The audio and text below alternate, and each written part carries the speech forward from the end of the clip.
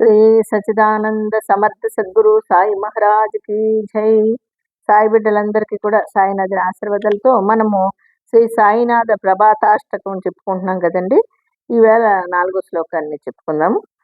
గురుసి ఉపమాది సేవిది హరిహరాచి ఉని కటోని మగయే తి కవని యావుగి పాహుని తుజీచ ఉపమా తూల భరవి శోభతే సజ్జన సమర్థ గురు సాయినాథపురవి మనోవాసన.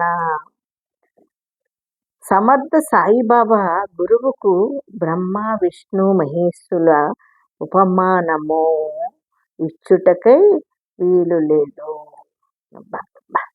సమర్థ సాయిబాబా గురువుకు, సమర్థ సద్గురు సాయినాథ్ మహారాజ్ బ్రహ్మ విష్ణు మహేశుల ఉపమానం ఇచ్చుటకై వీలు లేదు. అతడే పృథ్వీలోని వారిని తరింపచేయుటకు ఉద్భవించిన మహాపురుషుడు. అబ్బబ్బబ్బబ్బ, త్రిమూర్తి స్వరూపులు ఏకమైతే ఒక్కరే కదండి పరబ్రహ్మ.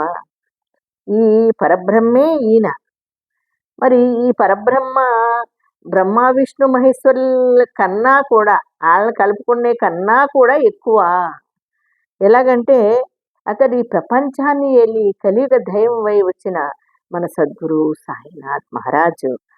మరి ఆ మహాపురుషుడు సాటి లేని ఉపమానము కలవాడు. ఆ సద్గురువే మనోభిష్టములను నెరవేర్చును కదండి. ఇప్పుడు మనకి జరుగుతున్నది అదే. ఎందుకంటే మన సద్గురు సాయినాథుల వారే సాటి లేదు, ఆయనకి సాటి ఎవరు లేరు. మనము దత్తాత్రేయ స్వరూపంగా కానీ, పరబ్రహ్మ స్వరూపంగా కానీ, భగవత్ స్వరూపంగా కానీ ఎలా కొలుసుకున్నా ఈయన ఈ కలియుగానికి ఉద్భవించిన మహాసద్గురువు. ఇది తెలుసుకుంటే చాలండి. సమర్థ సాయిబాబా గురువుకు బ్రహ్మ విష్ణు మహేశ్వరుల ఉపమానము ఇచ్చుటకై కూడా వీలు లేదట. ఎంత గొప్పగా ఉంటుంది. మరి అతడే పృథ్వీలోని వారిని తరింపచేయుటకు ఉద్భవించిన మహాపురుషుడు కదా. ఈ భూమి మీద ఈ కలియుగంలోని మరి వచ్చిన మహానుభావుడు కదా. మనకి కలియుగ దైవం అయ్యాడు. కలియుగ దైవం శ్రీనివాసుడైనా ఆ అవతారం నుంచి ఈ కలియుగానికి వచ్చాడండి.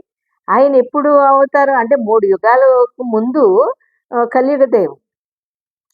మరి ఇప్పుడు వచ్చింది 4వ యుగంలో కలియుగ దైవము మన షిరిడి సాయినాథ్. ఈ భూమికి ఆయనకి సాటి లేని ఉపమానము కలవాడు. ఆ సద్గురువే మనోభిష్టములను నెరవేర్చును. చూడండి, మన మనోభిష్టాలని నెరవేర్చేది ఎవరండి? మన సద్గురు సాయినాథుల వారే. మరి ఒకసారి శ్లోకాన్ని చదువుకుందాం మనం. గురుసి ఉపమాదిసే విధి హరిహరాచీవుని కుటోని మగుయే ఇతి కవని యా ఉగి పాహుని తుజీచ ఉపమాతులాభరవి శోభతే సజ్జన సమర్థ గురు సాయినాథపురవి మనోవాసన. అబ్బబ్బబ్బ, మరి అంతటి మహానుభావుడిని మనము ఉదయమే లేచిన తర్వాత ఈ ప్రభాత అష్టకాన్ని మనం కంపల్సరీగా చదువుకోవాలి కదండి హారతుల్లో. అందుకనే అంత గొప్ప ఇదిని మనకి ఇవ్వడం జరిగింది. చూసారా, 4వ శ్లోకాన్ని తెలుసుకున్నాం కదండి. అందరికీ సాయిరాం. రేపొద్దున 5వ శ్లోకంలోకి వెళ్దాం.